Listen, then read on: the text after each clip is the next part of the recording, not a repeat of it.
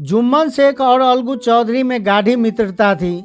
साझे में खेती होती थी, कुछ लेन देन में भी साझा था। एक को दूसरे पर अटल विश्वास था। जुम्मन जब हज करने गए थे तब अपना घर अलगू को सौंप गए थे और अलगू जब कभी बाहर जाते तो जुम्मन पर अपना घर छोड़ देते थे। उसमें न तो खाना पीना का व्यवहार था और न धर्म का नाता, केवल विचार मिलते थे। मित्रता का मूल मंत्र भी यही है। इस मित्रता का जन्म उसी समय हुआ जब दोनों मित्र बालक ही थे और जुम्मन के पूज्य पिता जुमराती उन्हें शिक्षा प्रदान करते थे। अलगू ने गुरुजी की बहुत सेवा की थी, खूब प्याले धोए। उनका हुक्का एक क्षण के लिए भी विश्राम न ले पाता था, क्योंकि प्रत्येक चिलम अलगू को आधे घंटे तक के लिए किताबों से अलग कर देती थी। अलगू के पिता पुराने विचारों के मनुष्य थे। उन्हें शिक्षा की अपेक्षा गुरु की सेवा शुश्रूषा पर अधिक विश्वास था। वह कहते थे कि विद्या पढ़ने से नहीं आती है, जो कुछ होता है गुरु के आशीर्वाद से होता है। बस गुरु जी की कृपा दृष्टि चाहिए। इसलिए यदि अलगू पर जुमराती शेख के आशीर्वाद अथवा सत्संग का कुछ फल न हुआ तो यह मानकर संतोष कर लेता कि विद्योपार्जन में मैंने यथाशक्ति कोई बात उठा नहीं रखी। विद्या उनके भाग्य में न थी तो कैसे आती। मगर जुमराती शेख स्वयं आशीर्वाद के कायल न थे। उन्हें अपने सोटे पर अधिक भरोसा था और उसी सोटे के प्रताप से आसपास के गांव में जुम्मन की पूजा होती थी। उनके लिखे हुए रेहननामे या बैनामे पर कचहरी का मुहर्रिर भी कदम न उठा सकता था। हल्के का डाकिया, कांस्टेबल और तहसील का चपरासी सब उनकी कृपा का आकांक्षा रखते थे। जबकि अलगू का मान सम्मान उसके धन के कारण था, तो जुम्मन शेख अपनी विद्या से सबके आदर पात्र बने थे। जुम्मन शेख की एक बूढ़ी खाला अर्थात मौसी थी। उसके पास कुछ थोड़ी सी मिल्कियत अर्थात जमीन जायदाद थी, परंतु उसके निकट के संबंधियों में से कोई न था। जुम्मन ने लंबे चौड़े वादे करके वह मिल्कियत अपने नाम करवा ली। जब तक दान पत्र की रजिस्ट्री न हुई थी तब तक खाला जान का खूब आदर सत्कार किया गया। उन्हें खूब स्वादिष्ट पदार्थ खिलाए गए। हलवे पुलाव की तो कोई कमी ही न थी, पर रजिस्ट्री की मोहर ने इन खातिरदारियों पर मानो मुहर लगा दी। जुम्मन की पत्नी करीमन रोटियों के साथ साथ कड़वी बातों का कुछ तेज तीखे सालन भी देने लगी। जुम्मन शेख भी निष्ठुर हो गए। अब बेचारी खाला जान को प्रायः नित्य ही ऐसी बातें सुनने पड़ती थी। बुढ़िया न जाने कब तक जिएगी। 2-3 बीघे उसर क्या दे दिया, मानो खरीद ही लिया है। बघाड़ी दाल के बिना रोटियां ही नहीं उतरती। जितना रुपया इनके पेट में झोंक चुके हैं उतने से तो अब तक गांव मोल ले लेते। कुछ दिन तक तो खाला जान सुनती रही और सहती रही, पर जब न सहा गया तो जुम्मन से शिकायत की। फिर कुछ दिन तक यूं ही रो धो कर काम चलता रहा। अंत में एक दिन खाला ने जुम्मन से कहा, बेटा तुम्हारे साथ मेरा निर्वाह न होगा, तुम मुझे रुपया दे दिया करो, मैं खुद ही खाना पकाकर खा लूँगी। जुम्मन ने धृष्टता के साथ उत्तर दिया, रुपये यहाँ फलते हैं क्या? खाला ने नम्रता के साथ कहा, मुझे कुछ रूखा सूखा चाहिए भी कि नहीं? जुम्मन ने गंभीर स्वर में जवाब दिया, तो कोई या थोड़े ही समझा था कि तुम मौत से लड़कर आई हो। खाला बिगड़ गई। उन्होंने पंचायत करने की धमकी दी। जुम्मन हंसे, जिस तरह कोई शिकारी हिरन को जाल की तरफ जाते देखकर मन ही मन हंसता है। वह बोले, हाँ जरूर पंचायत करूँ, फैसला हो जाए। मुझे भी दिन रात की खटखट पसंद नहीं। पंचायत में किसकी जीत होगी इस विषय में जुम्मन को कुछ भी संदेह न था। आसपास के गांव में ऐसा कौन था जो उनके अनुग्रहों का ऋणी न हो? ऐसा कौन था जो उनको शत्रु बनाने का साहस कर सके? किसमें कितना बल था जो उसका सामना कर सके? आसमान के फरिश्ते तो पंचायत में आएंगे नहीं। इसके बाद कई दिनों तक बूढ़ी खाला हाथ में एक लकड़ी लिए आसपास के गांव में दौड़ती रही। कमर झुककर कमान हो गई थी। एक एक पग चलना दूभर था। मगर बात ऐसी आ पड़ी थी कि उसका निर्णय करना जरूरी था। बिरला ही कोई भला आदमी होगा जिसके सामने बुढ़िया ने दुख के आंसू न बहाए हो। किसी किसी ने तो यूं ही ऊपरी मन से हूँ हाँ करके टाल दिया और किसी ने इस अन्याय पर जमाने को गालियां दी और कहा, कब्र में पांव लटके हुए हैं, अब तुम्हें क्या चाहिए? रोटी खाओ और अल्लाह का नाम लो। तुम्हें अब खेती बाड़ी से क्या काम है? कुछ ऐसे भी सज्जन थे जिन्हें हास्य रस्य के रसास्वादन का अच्छा अवसर मिला। झुकी हुई कमर, पोपला मुंह, सन के जैसे बाल, इतनी सामग्री एकत्र हो और तब हंसी क्यों न आवे। ऐसे ही न्यायप्रिय, दयालु, दीन वत्सल पुरुष बहुत कम थे जिन्होंने इस अबला के दुखड़े को गौर से सुना हो और उसको सांत्वना दी हो। चारों ओर से घूम घाम कर बेचारी अलगू चौधरी के पास आई, लाठी पटक दी और दम लेकर बोली, बेटा तुम भी दम भर के लिए पंचायत में चले आना। तब अलगू ने कहा, मुझे बुलाकर क्या करोगी? कई गांव के आदमी तो आएंगे ही। तब जुम्मन की खाला बोली, अपनी विपदा तो सबके आगे कह आई हूँ, अब उन सब का आने या न आने का अख्तियार उनका है, मगर बेटा तुम चले आना। इस पर अलगू चौधरी ने कहा, यों आने को तो आ जाऊंगा, मगर पंचायत में मुंह न खोलूंगा। खाला बोली, क्यों बेटा? तब अलगू कहने लगा, अब इसका क्या जवाब दूं? अपनी खुशी। जुम्मन मेरा पुराना मित्र है, मैं उनसे अपना संबंध खराब नहीं कर सकता। तब जुम्मन की खाला कहने लगी, बेटा क्या अपने संबंध खराब होने के डर से ईमान की बात न कहोगे? हमारे साथ हुए धर्म ज्ञान की सारी संपत्ति लूट जाए तो उसे खबर नहीं होता, परंतु ललकार सुनकर वह सचेत हो जाता है, फिर उसे कोई जीत नहीं सकता।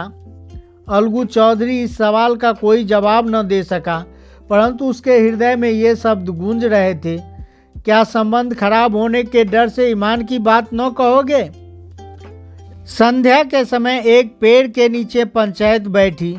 शेख जुम्मन ने पहले से ही फर्श बिछा रखा था। उन्होंने पान, इलायची, हुक्के, तंबाकू आदि का भी प्रबंध कर रखा था। हाँ, वह स्वयं अलबत्ता अलगू चौधरी के साथ जरा दूर बैठे थे। जब पंचायत में कोई आ जाता तब दबे हुए सलाम से उसका स्वागत करते। जब सूर्य अस्त हो गया, चिड़ियों की कलरव युक्त पंचायत पेड़ों पर बैठी, तब यहाँ भी पंचायत शुरू हुई। फर्श की एक एक अंगुल जमीन से भर गई, पर अधिकांश दर्शक ही थे। निमंत्रित महाशयों में से केवल वे लोग ही पधारे थे जिन्हें जुम्मन से अपनी कुछ कसर निकालनी थी। एक कोने में आग सुलग रही थी, नाई ताबड़तोड़ चिलम भर रहा था। यह निर्णय करना असंभव था कि सुलगते हुए उपलों से अधिक धुआं निकलता था या चिलम से, अर्थात हुक्का पीने से। लड़के इधर उधर दौड़ रहे थे, कोई आपस में गाली गलौज करते तो कोई रो रहे थे। चारों तरफ कोलाहल मच रहा था। गांव के कुत्ते इस जमाव को भोज समझकर झुंड के झुंड जमा हो गए थे। पंच लोग बैठ गए तो बूढ़ी खाला ने उनसे विनती की, पंचों, आज 3 साल हुए मैंने अपनी सारी जायदाद अपने भांजे जुम्मन के नाम लिख दी। इसे आप लोग जानते ही होंगे। जुम्मन ने मुझे ताहयात रोटी कपड़ा देना कबूल किया। साल भर तो मैंने इसके साथ रो धोकर काटा। अब दिन रात का रोना नहीं सहा जाता। मुझे न पेट की रोटी मिलती है और न तन का कपड़ा। मैं एक विवश विधवा हूँ, कचहरी दरबार नहीं कर सकती। तुम्हारे सिवा और किसको अपना दुख सुनाऊं? तुम लोग जो राह निकाल दो उसी राह पर चलूँगी। अगर मुझ में कोई ऐब देखो तो मेरे मुंह पर थप्पड़ मारो।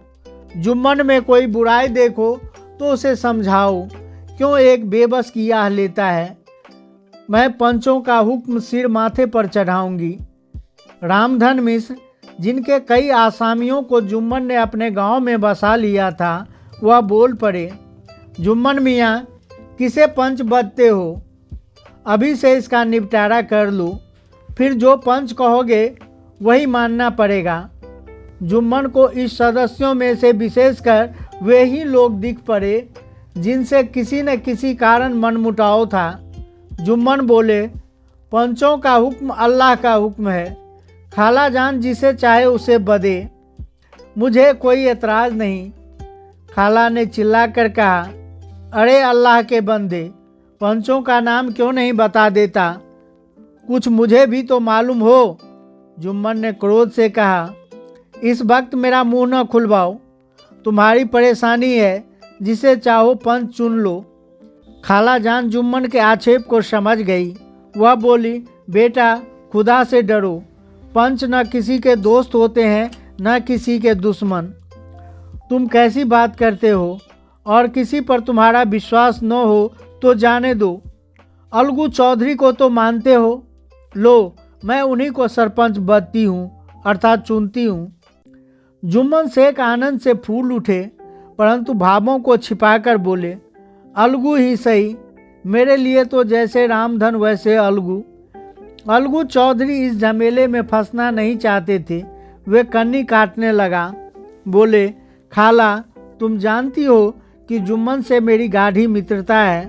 खाला ने गंभीर स्वर में कहा, बेटा दोस्ती के लिए कोई अपना ईमान नहीं बेचता, पंच के दिल में खुदा बसता है। पंचों के मुंह से जो बात निकलती है वह खुदा की तरफ से निकलती है। अलगू चौधरी सरपंच हुए। रामधन मिश्र और जुम्मन के दूसरे विरोधियों ने बुढ़िया को मन ही मन बहुत कोसा। अलगू चौधरी बोले, शेख जुम्मन, हम और तुम पुराने दोस्त हैं। जब काम पड़ा तो तुमने हमारी मदद की और हमने जो कुछ बन पड़ा तो तुम्हारी सेवा करते रहे हैं। मगर इस समय तुम और बूढ़ी खाला दोनों हमारी निगाह में बराबर हो।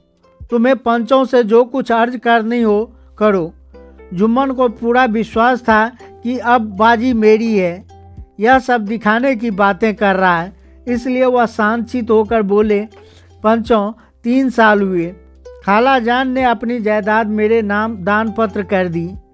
मैंने उन्हें ताहयात खाना कपड़ा देना कबूल किया था। खुदा गवाह है, आज तक मैंने खाला जान को कोई तकलीफ़ नहीं दी। मैं उन्हें अपनी माँ के समान समझता हूँ। उनकी खिदमत करना मेरा फ़र्ज है। मगर औरतों में ज़रा अनबन रहती है, उसमें मेरा क्या बस है। खाला जान मुझसे माहवार खर्च अलग से मांगती है।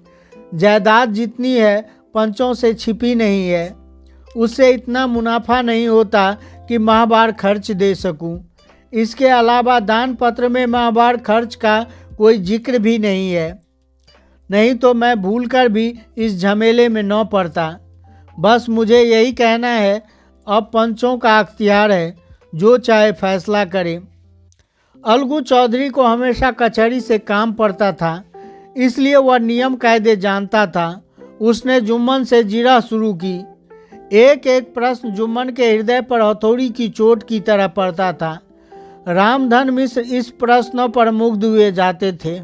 जुम्मन चकित थे कि अलगू को क्या हो गया।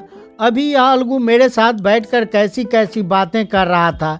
इतनी ही देर में ऐसी काया पलट हो गई कि मेरी जड़ खोदने पर तुला हुआ है। न मालूम कब की कसर यह निकाल रहा है। क्या इतने दिनों की दोस्ती कुछ भी काम न आएगी। जुम्मन शेख तो इसी संकल्प विकल्प में पड़े हुए थे। इतने में अलगू चौधरी ने फैसला सुनाया। जुम्मन शेख, पंचों ने इस मामले पर विचार किया। उन्हें यह नीति संगत मालूम होता है कि खाला जान को माहवार खर्च दिया जाए। हमारा विचार है, खाला की जायदाद से इतना मुनाफा अवश्य होता है कि माहवार खर्च दिया जा सके। बस यही हमारा फैसला है। अगर जुम्मन को खर्च देना मंजूर न हो तो दान पत्र को रद्द समझा जाए। यह फैसला सुनते ही जुम्मन सन्नाटे में आ गया। सोचने लगा, जो अपना मित्र हो वह शत्रु का व्यवहार करे और गले पर छुरी फेरे, इसे समय के हेर फेर के सिवा और क्या कहें। जिस पर पूरा भरोसा था उसने ही समय पर धोखा दिया। ऐसे ही अवसरों पर झूठे सच्चे मित्र की परीक्षा की जाती है। यही कलयुग की दोस्ती है। अगर लोग ऐसे कपटी धोखेबाज न होते तो देश में आपत्तियों का प्रकोप क्यों होता। यह हैजा प्लेग आदि व्याधियां दुष्कर्मों के ही दंड है। मगर रामधन मिश्र और अन्य पंच अलगू चौधरी की इस नीति परायणता की प्रशंसा जी खोल कर रहे थे। वे सब कहने लगे, इसका नाम पंचायत है, दूध का दूध और पानी का पानी कर दिया। दोस्ती दोस्ती की जगह है, किंतु धर्म का पालन करना मुख्य है। ऐसे ही सत्यवादियों के बल पर पृथ्वी ठहरी है, नहीं तो वह कब की रसातल में चली जाती। इस फैसले ने अलगू और जुम्मन की दोस्ती की जड़ हिला दी। अब वे साथ साथ बातें करते नहीं दिखाई देते। इतना पुराना मित्रता रूपी वृक्ष सत्य का एक झोंका भी नहीं सह सका। उसमें अब वह शिष्टाचार का व्यवहार अधिक होने लगा, एक दूसरे की आवाभगत ज़्यादा करने लगा। वे मिलते जुलते थे, मगर उसी तरह जैसे तलवार ढाल से मिलती है। जुम्मन के चित्त में मित्र की कुटिलता आठों पर खटकती रहती थी। उसे हर घड़ी यही चिंता रहती थी कि किसी तरह बदला लेने का अवसर मिले। अच्छे कामों की सिद्धि में बड़ी देर लगती है, पर बुरे कामों की सिद्धि में यह बात नहीं होती। जुम्मन को भी बदला लेने का अवसर जल्द ही मिल गया। पिछले साल अलगू चौधरी बटेसर से बैलों की एक बहुत अच्छी जोड़ी खरीद कर लाए थे। बैल पछाड़ी जाति की, सुंदर और बड़े बड़े सिंघों वाले थे। महीनों तक आसपास के गांवों के लोग दर्शन करते रहे। देवयोग से जुम्मन की पंचायत के 1 महीने बाद ही इस जोड़ी का एक बैल मर गया। जुम्मन ने अपने दोस्तों से कहा, दगाबाजी की यही सज़ा है। इंसान सब्र भले ही कर जाए, पर खुदा नेकबंदी सब देखता है। अलगू को संदेह हुआ कि जुम्मन ने बैल को विष खिला दिया है। चौधराइन ने भी जुम्मन पर ही इस दुर्घटना का दोषारोपण किया। उसने कहा कि यह सब जुम्मन की ही करामात है। चौधराइन और जुम्मन की बीवी करीमन में इस विषय पर खूब वाद विवाद हुआ। दोनों देवियों ने शब्द बाहुल्य की नदी बहा दी। व्यंग, वक्तोक्ति, अन्योक्ति और उपमा आदि अलंकारों से में बातें हुई। जुम्मन ने तो किसी तरह शांति स्थापित की। उन्होंने अपनी पत्नी को डांट डपट कर समझा दिया। वह उसे उस रणभूमि से हटाकर ले भी गए। उधर अलगू चौधरी ने समझाने बुझाने का काम अपने तर्कपूर्ण सोटे से लिया। अब अकेला बैल किस काम का? उसका जोड़ बहुत ढूंढा गया, पर न मिला। अंत में यह विचार आया कि इस बैल को बेच डालना चाहिए। गांव में एक समझू साहू थे, वह इक्का गाड़ी हाँकते थे। गांव के गुड़ घी लाद कर मंडी ले जाते और मंडी से तेल नमक भर लाते और गांव में बेचते। इस बैल पर उसका मन आ गया। उन्होंने सोचा, यह बैल हाथ लगे तो दिन भर में बेखटके 3 खेप लगा सकते हैं। आजकल तो एक ही खेप में लाले पड़े रहते हैं। बैल देखा, गाड़ी में दौड़ाया, बैल भौरी की पहचान कराई, माप तौल किया और उसे लाकर द्वार पर बांध दिया। 1 महीने में दाम चुकाने का वादा ठहरा। चौधरी को भी गरज थी, घाटे की परवाह न की। समझू साहू ने नया बैल पाया तो लगे उसे रगेदने। वह दिन में 3-3, 4-4 खेपें करने लगा। न चारे की फिक्र थी न पानी की, बस खेपों से काम था। मंडी ले गए, वहाँ कुछ भूसा सामने डाल दिया। बेचारा बैल दम भी नहीं ले पाता कि फिर जोत देता। अलगू चौधरी के घर था तो चैन की बंसी बजती थी।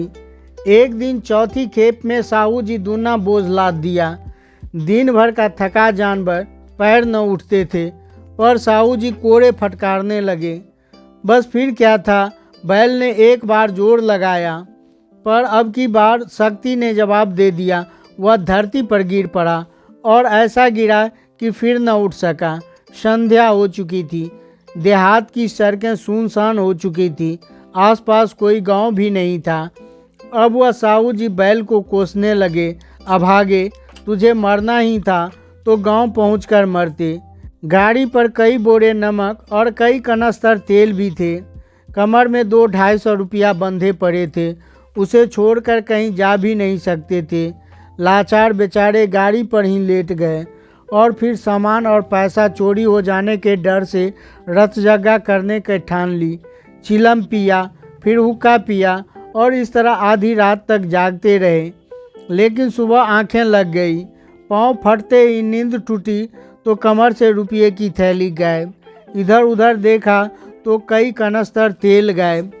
अफसोस में बेचारे ने सिर पीट लिया। प्रातःकाल रोते बिलखते घर पहुँचे। सहुआइन ने जब यह बात सुनी तो वह भी रोने लगी। फिर अलगू चौधरी को गालियाँ देने लगी।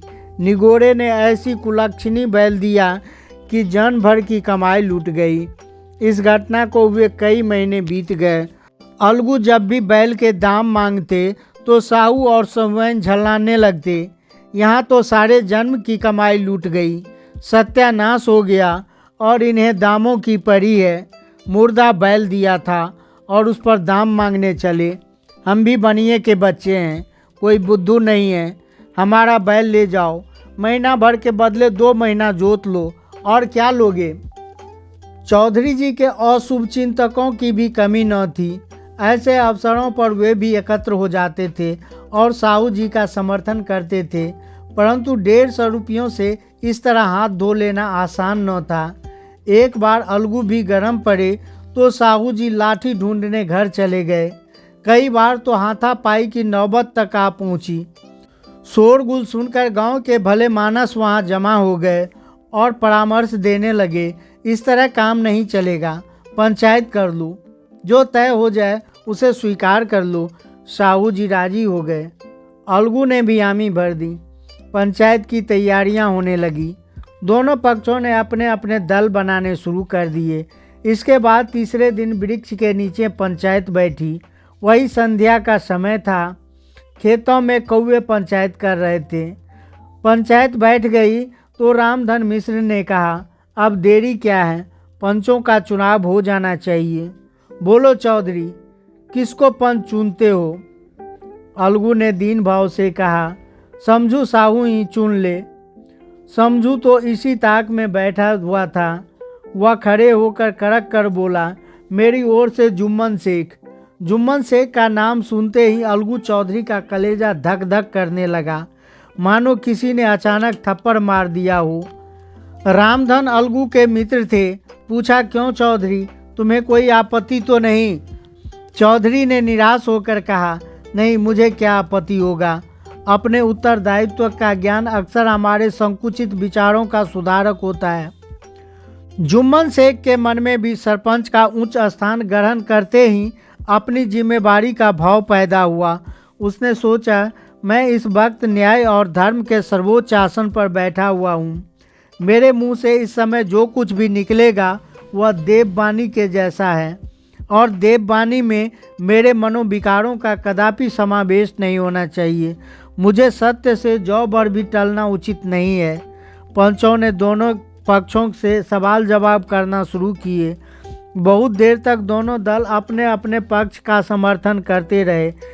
इस विषय में तो सब सहमत थे कि समझू को बैल का मूल्य देना चाहिए, परंतु वो महाशय इस कारण रियायत चाहते थे कि बैल के मर जाने से समझू को काफ़ी हानि हुई।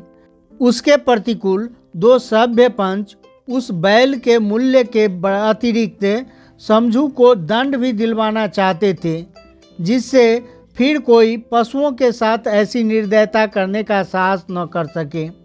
अंत में जुम्मन ने फैसला सुनाया, अलगू चौधरी और समझू साहू, पंचों ने तुम्हारे मामले पर अच्छी तरह विचार किया। समझू को उचित है कि बैल का पूरा दाम दे। जिस वक्त उसने बैल लिया उसे कोई बीमारी न थी। अगर उसी समय बैल के दाम दे दिए जाते तो आज समझू उसे फेर लेने का आग्रह न करते।